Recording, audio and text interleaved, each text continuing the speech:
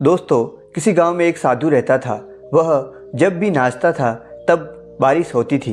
इसलिए गांव के लोगों को जब भी बारिश की ज़रूरत होती थी तब वे लोग साधु के पास जाते और उनसे अनुरोध करते कि वह नाचे, और जब वह नाचने लगते तो बारिश ज़रूर होती थी।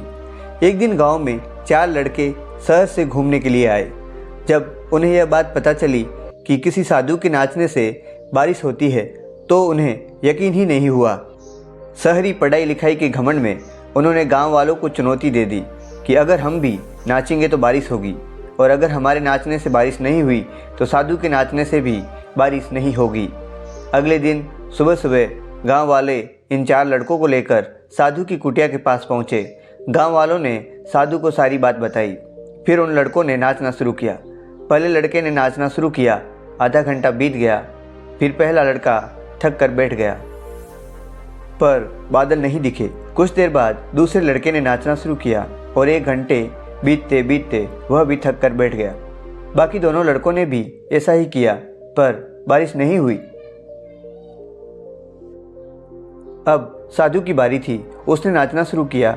1 घंटा बीत गया, पर बारिश नहीं हुई। साधु फिर भी नहीं रुका, वो नाचता ही रहा। नाचते नाचते 2 घंटे बीत गए, पर बारिश नहीं हुई। लेकिन साधु तो रुकने का नाम ही नहीं ले रहा था।